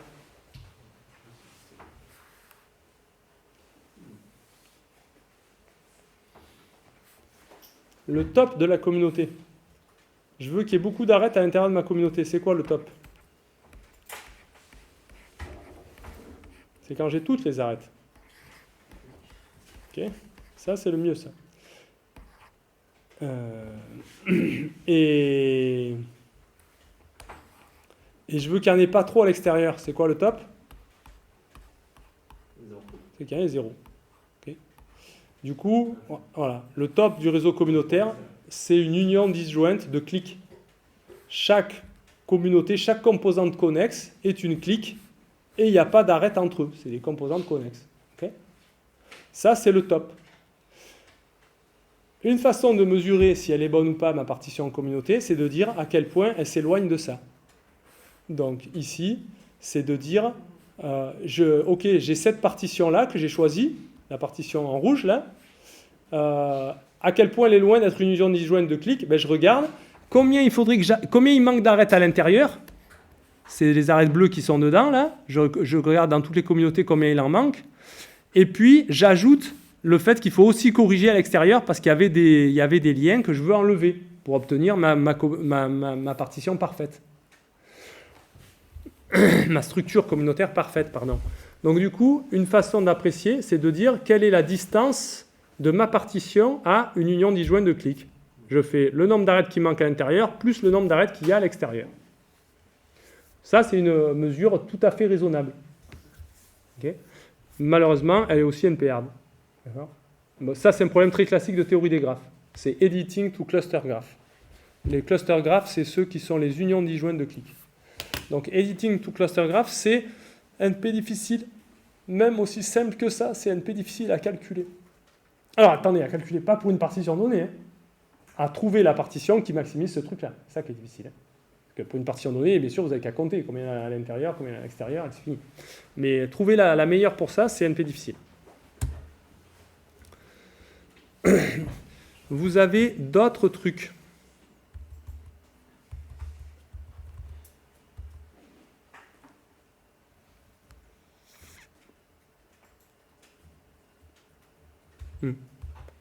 Vous avez d'autres trucs. Ouais, j'en parle pas. Laisse tomber, j'en parle pas. L'autre truc, c'est dans lequel, en fait, on fait pareil. On compte le nombre d'arêtes à l'intérieur moins gamma fois le nombre de couples à l'intérieur de la communauté. Ça veut dire on attribue un poids au couple, donc en fait aux non-arêtes principalement. Et selon ce qu'on prend pour gamma, entre 0 et 1, on obtient un peu différents comportements. Mais je ne vais pas venir là-dessus. C'est un petit peu trop en détail pour ce dont vous avez besoin, à mon avis. Donc la question que je vous pose, c'est est-ce que la modularité, c'est une bonne fonction de qualité? La réponse est, j'aurais pas dû vous le donner avant de faire l'algorithme. La réponse est non. C'est pas une super, c'est une bonne, mais c'est pas une super. Elle a des inconvénients connus et bien identifiés. Un que je vais vous montrer, c'est celui-là. Ça, c'est presque ce que je vous ai montré avant. C'est presque le cas idéal. J'ai des clics, mais elles ne sont pas complètement disjointes. Il y a juste un lien entre elles, 2 à 2, comme ça, pour former un anneau. Donc un truc très communautaire, mais pas quand même une union disjointe de clics. Une partition en communauté que vous feriez, si on vous demandait de trouver les communautés là-dedans, je pense naturellement, vous donneriez sûrement quelque chose comme ça. Ou quelque chose comme ça. Laquelle vous préférez entre la partition bleue et la partition rouge? Laquelle vous paraît le plus dans l'esprit d'une communauté? Beaucoup d'arêtes à l'intérieur, peu à l'extérieur. Moi, j'aime bien les rouges. J'aime bien les rouges? Ouais. Je prends les bleus. Bleu. Démocrate républicain, on retombe sur le débat du début. Je suis à droite. Bleu. Moi, je suis bleu. Rouge. Alors on va s'attarder là-dessus. J'ai rien contre les démocrates ou les républicains, mais là, la rouge, elle me va pas, moi, la rouge. Je t'interdis de préférer la rouge. Je vais te faire de la direction de pensée, là. La rouge, normalement, on ne doit pas l'aimer. Vous avez dit qu'il faut moins d'arêtes à l'extérieur. Alors voilà, ça c'est d'accord, ok. Il faut moins d'arêtes à l'extérieur, mais il en faut que ce soit dense à l'intérieur. Or, quand tu as groupé deux trucs, là, ça fait que c'est beaucoup moins dense à l'intérieur. Tous ces liens-là, ils n'y sont pas, les liens entre les deux, il n'y en a qu'un. Oui. Donc ça, en termes de densité intérieure, c'est beaucoup moins bon. Et puis on voit bien que c'est un peu artificiel, parce que les groupes naturels là, qui étaient entièrement reliés, bon, c'était un petit peu anecdotique qu'ils soient reliés par un truc. C'était pour la connectivité, mais c'était un peu anecdotique. Donc, a priori, d'un point de vue humain, on serait beaucoup plus satisfait de la partition bleue qui donne des choses de très denses. En plus de ça, là, quand tu fais la rouge, tu récupères 3 arêtes à l'intérieur. C'est-à-dire que tu en avais 6 à l'extérieur, tu es passé à 3. Ça réduit un petit peu, mais c'est pas incroyable. Alors qu'en densité intérieure, là c'est incroyable. La densité, elle était 1 avec les bleus, elle est 1,5. Une fois que tu as fait le truc, d'accord ? Donc on dirait que les communautés intérieures sont beaucoup moins en cohésion. Donc c'est pour ça qu'il ne faut pas préférer la rouge, il faut préférer la bleue. Et les gens normaux préfèrent la bleue, normalement. Mais il se trouve que la modularité, elle te donne raison. Merci la modularité. Comme quoi il ne faut pas suivre le troupeau, peut-être. Paf, la modularité, elle préfère la rouge. Mais c'est grave. Normalement, c'est grave. Donc là, tu m'as un peu cassé mon effet de manche. Mais elle préfère la rouge. Et c'est le problème qu'on connaît à la modularité. Pour nous, c'est un problème. Pour toi, c'était content. Mais pour tous les autres, en général, on considère que c'est un problème. C'est-à-dire que ce qu'on lui reproche, c'est qu'elle a... Ce que ça illustre ça, c'est qu'elle a une tendance à regrouper coûte que coûte et à faire des trop grosses communautés. Okay.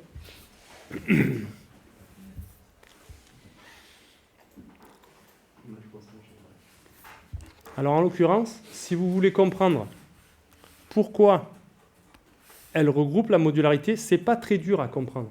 Ce que j'ai failli vous faire remarquer tout à l'heure, c'est qu'en fait, le réseau aléatoire qu'on prend là pour comparaison,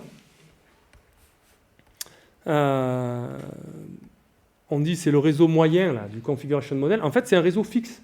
C'est-à-dire, vous avez pour chaque... C'est un réseau complet.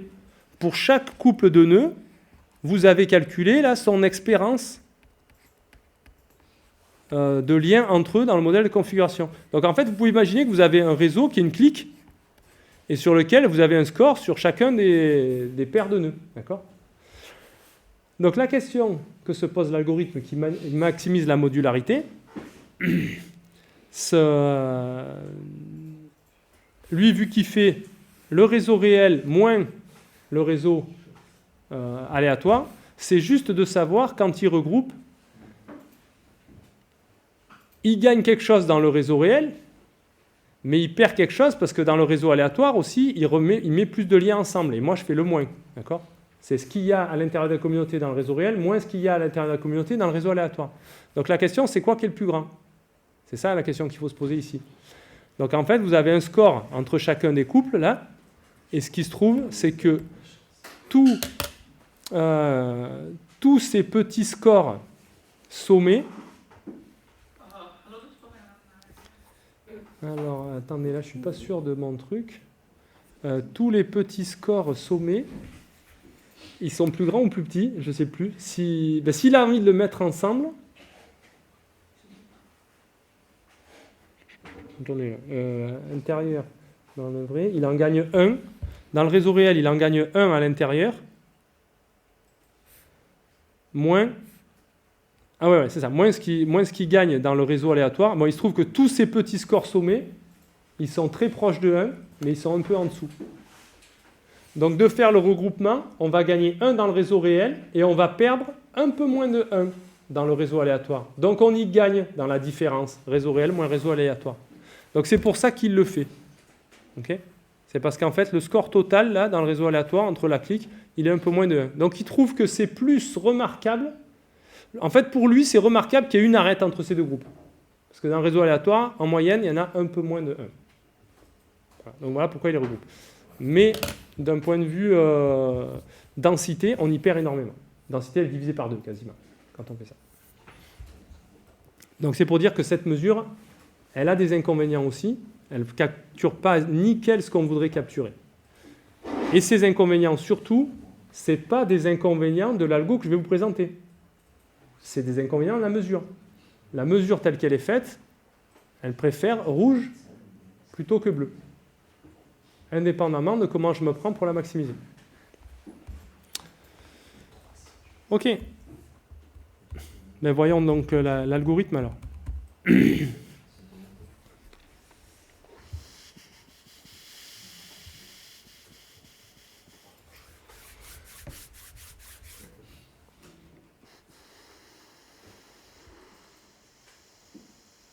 Si on faisait une micro-pause, non?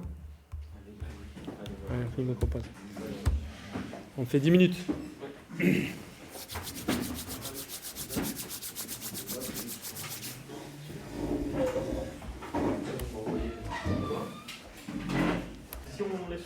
Allez, bien, on recommence. Donc oui, donc on va regarder, on va voir ensemble l'algorithme de Louvain. Ça y est, je repars. Donc on va regarder ensemble l'algo de Louvain. C'est bon? Mais vous finirez après. Donc sur cet algo, donc je vous ai dit c'est le standard pour la recherche de communauté. Et je voudrais vous montrer, l'algo il est à la fois très simple, il y a quelques petites subtilités qui font qu'il est très efficace et c'est ça que je voudrais vous faire voir. Donc l'algo, la grosse différence avec ce qui se faisait avant cet algorithme, par exemple avec ce que j'ai vaguement évoqué des approches, comment on appelle ça, hiérarchiques, les hierarchical clustering, où là on ne fait que regrouper, on forme les communautés en regroupant les nœuds, Là, on va à chaque instant remettre en cause de façon plus forte la partition qu'on a. Ce qu'on fait, c'est que quand on a obtenu une partition, à un stade de l'algorithme, on va regarder pour chacun des nœuds, est-ce qu'il ne serait pas mieux dans une autre partie de la partition. D'accord ? Donc ce n'est pas juste on merge les communautés ensemble, c'est qu'on s'autorise à prendre un nœud, à le sortir de sa communauté, à le mettre dans une autre communauté s'il est mieux là-dedans, si ça fait monter la modularité. Okay ? Donc ce qu'on fait, c'est que quand on a une partition, on va faire une passe sur tous les sommets, et pour chacun des sommets, on va regarder, est-ce que c'est mieux si par exemple ce sommet-là, je vais reprendre du rouge, est-ce que c'est mieux si ce sommet-là, plutôt que le mettre dans cette partie, je le bouge et je vais le mettre dans cette partie. Ok ? Je fais ça pour chacun des sommets. Donc comment je fais ça ? Je calcule la différence de modularité entre là où c'était comme c'était avant et comme c'est avec le nouveau placement. Et je fais ça pour tous les sommets. Alors ça, c'est un peu lourdeau parce que ça fait beaucoup quand même d'essais à faire, surtout au début. Parce qu'au début, l'algo, il va partir comment ? Il va partir de tous les sommets sont tout seuls dans leur communauté.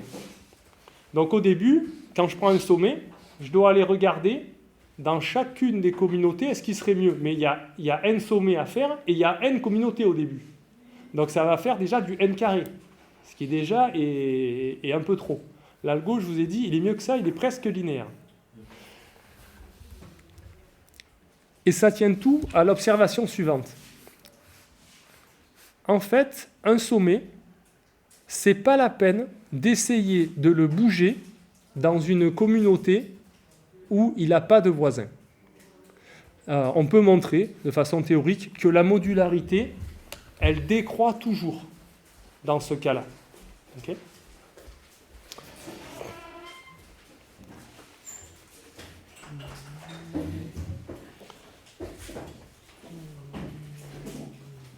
Ouais.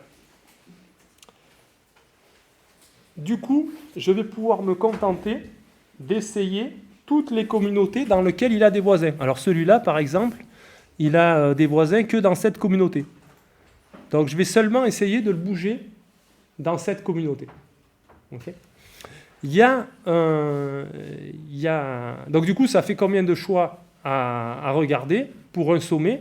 Ça fait au plus, si le sommet est à degré D, ça fait au plus des communautés à considérer. D'accord? Donc, pour chaque sommet, je vais, en fait, le coût de regarder si c'est mieux dans notre communauté, c'est constant. Donc, et du coup, pour chaque sommet, je vais payer grand taux de D. Et comme je fais ça pour tous les sommets, je vais faire une passe où je fais ça pour tous les sommets, une passe, ça coûte grand taux de M seulement. C'est pour ça que ça reste linéaire. C'est parce que je n'ai pas besoin de considérer de le mettre dans les communautés où il n'y a pas de voisins, c'est toujours moins bien. Okay. Il n'y a qu'une petite subtilité qu'il faut rajouter, c'est que parmi les choix possibles, il y a quand même un choix de plus, c'est de le mettre tout seul dans une communauté. On regarde toujours, est-ce que c'est pas mieux de le mettre tout seul dans une communauté par rapport à là où il est. Voilà. Donc ce qui est vrai, si je le reformule un peu, en fait, on peut le décomposer en deux temps. Quand je regarde un sommet, je peux le décomposer en deux temps. D'abord, je le mets tout seul. Okay. Je calcule la différence de modularité. En général, c'est une perte. Et ensuite, une fois qu'il est tout seul, je regarde, parmi toutes les communautés où il a des voisins, je regarde dans laquelle il va le mieux. Okay. Au pire, il retourne dans sa communauté d'où il vient. Donc on peut le décomposer à ça. Du coup, ce que j'ai dit au début, je crois que ce n'est pas tout à fait vrai. Ce qui est vrai, c'est que quand il est tout seul, il n'y a pas d'intérêt de le mettre dans une communauté où il n'a pas de voisins. Quand il est tout seul, on regarde seulement comme choix, c'est pour ça que c'est un peu subtil, on regarde seulement comme choix les communautés où il a des voisins. Mais je pars du cas où il est tout seul. Et au pire, il va revenir dans une communauté où il était. Okay. Donc c'est ça qui fait que c'est efficace, et c'est ça qui fait à la fois que je vais m'autoriser à vraiment changer ma partition. Je ne vais pas que faire des merges. D'accord ? Je vais vraiment, pour chaque sommet, voir où est-ce qu'il va le mieux.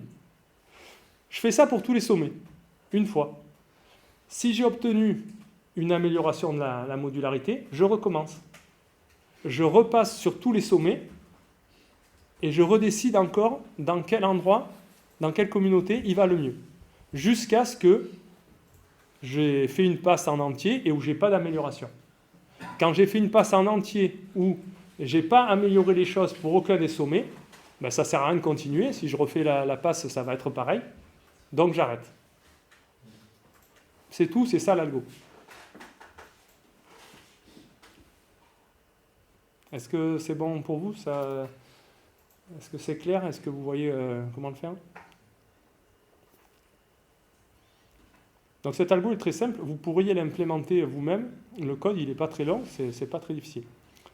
Il y a une chose de plus que fait l'algo. Donc, comme je l'ai dit, on peut le décomposer en deux, et en fait l'algo en général c'est ce qu'il fait. D'abord il prend le sommet, il le met tout seul, et ensuite il regarde où est-ce que c'est le mieux qu'il aille parmi ses communautés voisines. Okay. La différence, du coup, entre le garder tout seul ou le mettre dans une communauté, ça s'exprime comme ça, le gain en modularité. Et ça se calcule en temps constant. Donc du coup, c'est ça qui fait le truc très efficace, c'est qu'une passe sur tous les sommets, c'est grand taux de n. Mais je vais faire plein de passes, c'est pour ça que ça ne reste pas linéaire. En fait, c'est linéaire, dans la pratique on observe que c'est quasi linéaire, mais en vrai ça pourrait être terrible parce que je vais faire plein de passes jusqu'à ce que j'ai plus d'amélioration. Et ça c'est pas très facile de borner combien de passes je peux faire jusqu'à ce que j'ai plus d'amélioration. Mais dans la pratique, on fait peu de passes. C'est pour ça que dans la pratique il est presque linéaire parce que le nombre de passes il ne dépend pas tellement du nombre de sommets. Et l'algo il ne s'arrête pas là. Donc ça c'est une étape de l'algo. Après, ça continue. Une fois que j'ai trouvé ma partition que j'arrive plus à améliorer, je peux encore améliorer. Il fait ça. Il change le graphe, il prend chacune des communautés et il en fait un sommet. On change le graphe, on fait un graphe quotient. Le graphe G quotienté par la partition, c'est ça. C'est le graphe dans lequel j'ai mis un sommet pour chacune des parties de ma partition. Et ça, c'est un graphe qui est pondéré. En fait, Louvain, ça marche pour les graphes pondérés. C'est-à-dire que si je pars d'un graphe au départ qui est pondéré, ça marche encore. Ce qui est super, parce que des fois, vous avez des liens justement qui sont pondérés. Vous avez envie que la pondération les fasse aller ensemble dans la même communauté. Donc une fois qu'on a quotienté, de toute façon, même si on est parti d'un graphe qui n'était pas pondéré, on obtient un graphe qui est pondéré. Et on continue. C'est tout. Ça fait un nouveau graphe.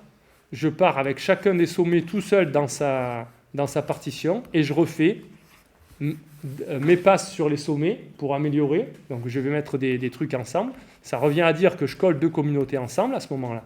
Et je fais ça jusqu'à plus pouvoir améliorer. Et quand je ne peux plus améliorer, je refais le graphe quotient, etc. Dans la pratique, ces étapes de quotientage, il y en a très peu. En 3, 4 ou 5 étapes, l'algo il s'arrête. D'accord ? Il peut plus améliorer. Donc je m'arrête quand j'ai obtenu un graphe, à un moment donné j'ai obtenu un graphe quotient dans lequel la meilleure partition c'est laisser tout le monde tout seul. Ok. Donc il est quand même très, comment dire, j'ai envie de dire très modulaire, il y a quand même plusieurs niveaux dans l'algo. D'abord je fais une passe, je fais des passes jusqu'à plus pouvoir améliorer. Donc il y a une boucle pour faire une passe. Il y a une boucle pour faire des passes jusqu'à plus pouvoir améliorer. Et ensuite, il y a une boucle pour quotienter. D'accord ? Et je m'arrête au bout d'un moment. Et au bout d'un moment, ce que j'ai obtenu, du coup, c'est j'ai obtenu un graphe avec peu de sommets. À la fin, en général, ça termine avec une dizaine de sommets, on va dire. Et chaque sommet, il représente quoi ? Il représente l'historique de tout ce qu'il a, de toutes les communautés qui ont été mergées aux étapes d'avant. Et il représente l'ensemble des sommets qui étaient dans ces communautés-là. Okay ?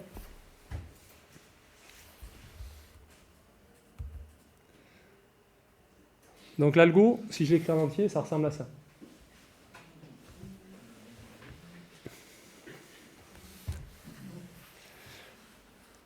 Là, cette boucle, c'est pour chercher, pour un sommet donné, dans quelle communauté je vais le mettre. Dans quelle communauté il va.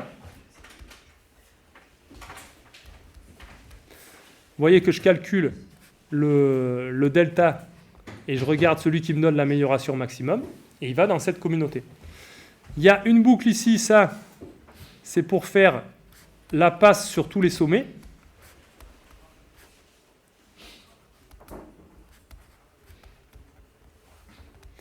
Cette boucle ici, c'est pour faire des passes jusqu'à ce qu'il n'y ait plus d'amélioration.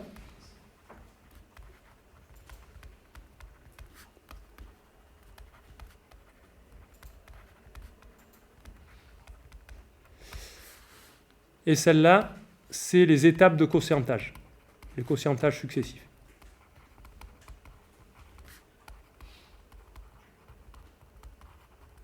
Okay ? Donc finalement, il y a plusieurs niveaux dans l'algo, mais il est très simple. C'est juste, le truc de base, c'est je prends un sommet, je le mets tout seul dans sa communauté et je regarde après dans quelle communauté il irait le mieux. Okay ?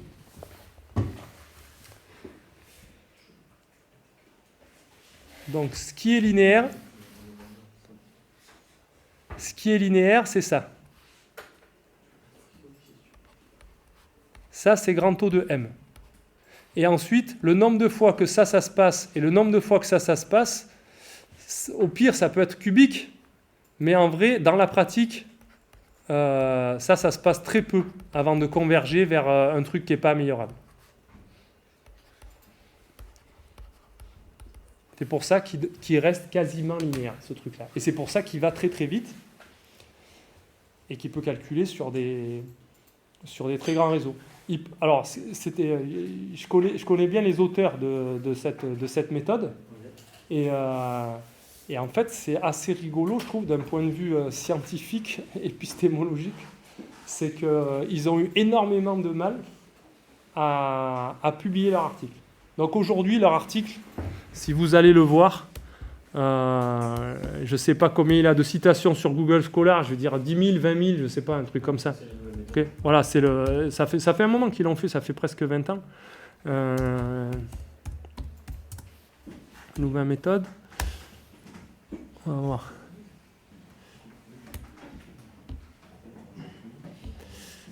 Il est où ? C'est celui-là l'article.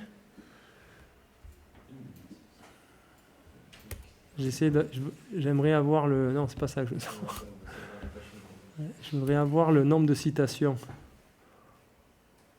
C'est en milliers, mais je ne sais pas combien dire exactement. Là, c'est bien là. Allez, on va le mettre sur Google, il va nous dire de suite. Cité 18 444 fois. Ok. Donc des articles qui sont cités comme ça, il y en a peu. Moi, mes articles les plus cités, ils doivent être cités 10 fois. Je ne sais pas.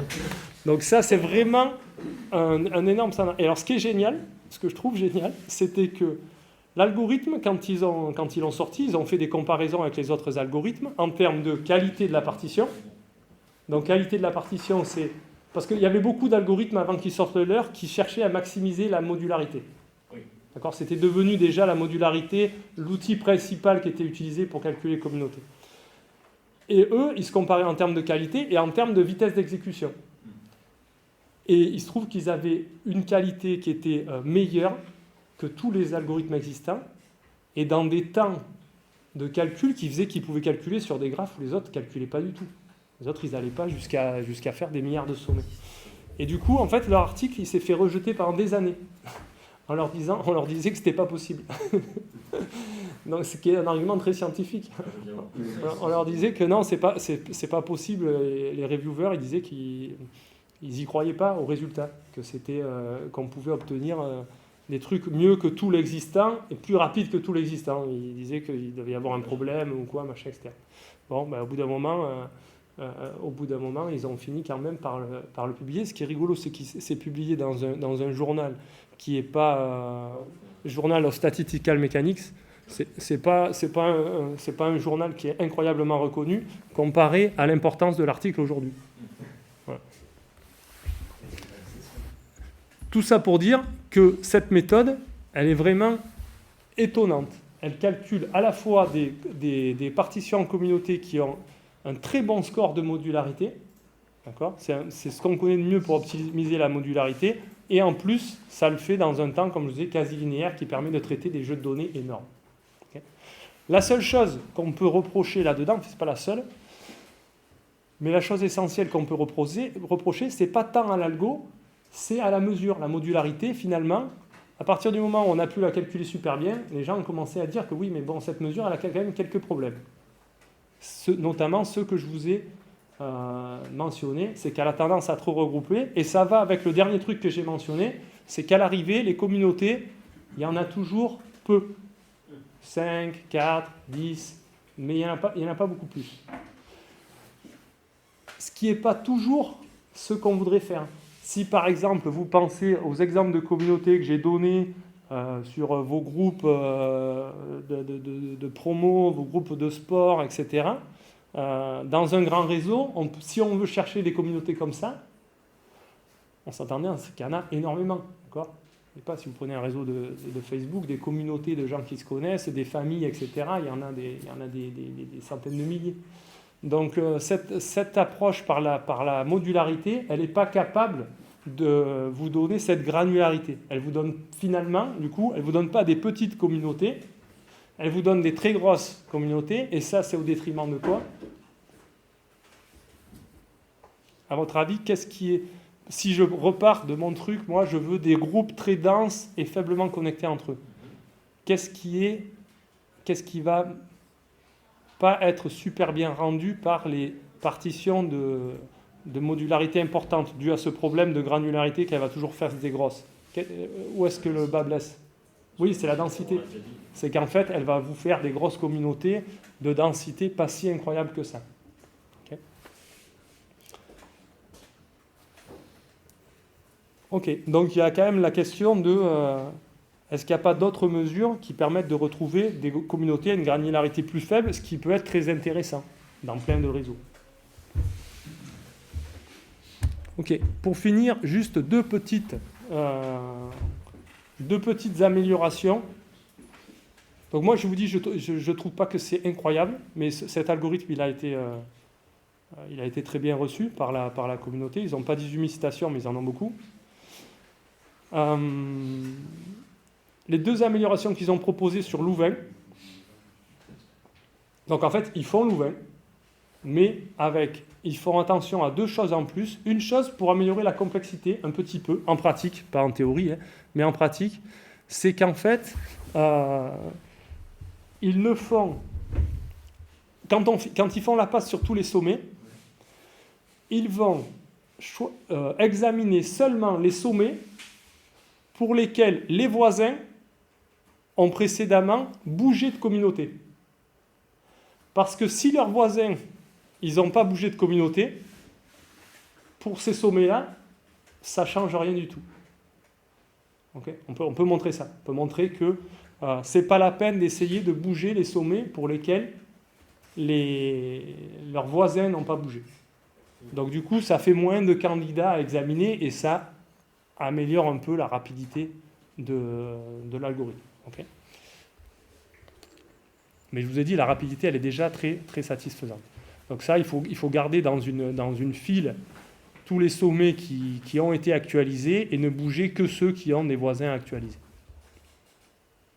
Donc ça fait des temps de calcul un peu améliorés en pratique. Et la deuxième chose, alors ça c'est un inconvénient de Louvain, c'est pas un inconvénient de la mesure, c'est que ça fait des fois des communautés qui sont pas très satisfaisantes, c'est-à-dire qui sont pas bien connectées dedans. Alors pas bien connectées, ça veut pas dire qu'il n'y a pas beaucoup d'arrêts dans la communauté. Louvain, il va faire des communautés quand il y a beaucoup d'arrêts dedans, mais qu'il y a des morceaux dans la communauté qui sont pas connectés au reste de la communauté. Genre, il peut vous faire peut-être des communautés carrément qui sont pas connexes. Ça existe. Genre, je sais pas moi. Il va vous faire une communauté qui est comme ça. Il va vous dire, voilà, ça c'est une communauté. Mais là, on se dit, on n'a pas trop envie qu'eux, ils soient dans la même communauté, quoi. D'accord ? Donc, eux, ils ont fait quelque chose dans l'Aiden pour aussi améliorer ça. Et là, c'est là où je ne suis pas extrêmement séduit, c'est que les idées ne sont pas aussi fondamentales que celles qu'il y a dans Louvain ou dans la modularité. C'est juste que dans l'étape de contraction, donc ça, c'est quand il faut... Contraction, c'est ce que j'ai appelé quotient, moi. D'accord ? Donc, dans l'étape de contraction, ce qu'ils font, c'est ça. C'est qu'ils rejouent un peu une partition à l'intérieur de la communauté. C'est-à-dire qu'ils vont calculer, ils vont refaire, c'est pas exactement qu'ils refont l'algo, mais c'est quasiment ça. Ils regardent à l'intérieur de la communauté, ils mettent encore tous les sommets tout seuls, et ils rejouent une phase d'agglomération dans la communauté, okay, qui va juste mettre ensemble les sommets qui sont bien connectés au reste de la communauté. Donc en fait, ce qu'ils vont faire, c'est qu'ils vont identifier un peu ces zones-là qui ne sont pas bien connectées au reste. Et dans la contraction, au lieu de tout contracter ensemble, ils vont contracter seulement, ils vont faire deux communautés avec cette communauté. Okay. Donc bon, l'idée du coup, elle n'est pas incroyable, on pourrait l'avoir nous-mêmes. Le truc qui est rigolo, alors c'est là que c'est subtil, je ne sais pas si c'est... Ouais, je vous explique ça.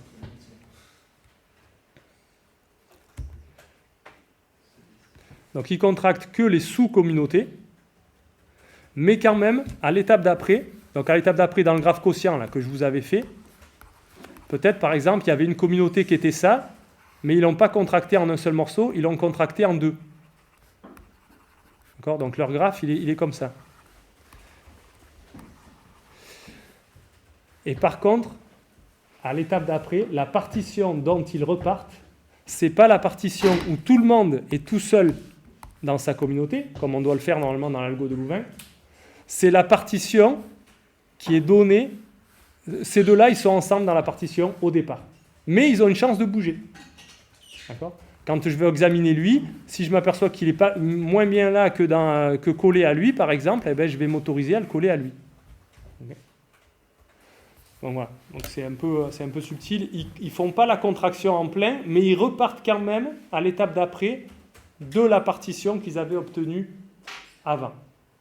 Okay. Donc c'est une façon de dire qu'ils subdivisent les communautés obtenues pour qu'elles soient mieux connectées.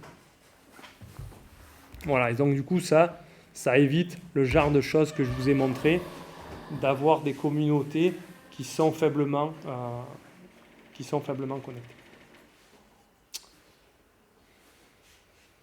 Ok, très bien, ben, c'était tout ce que je voulais vous raconter sur ces histoires de communautés.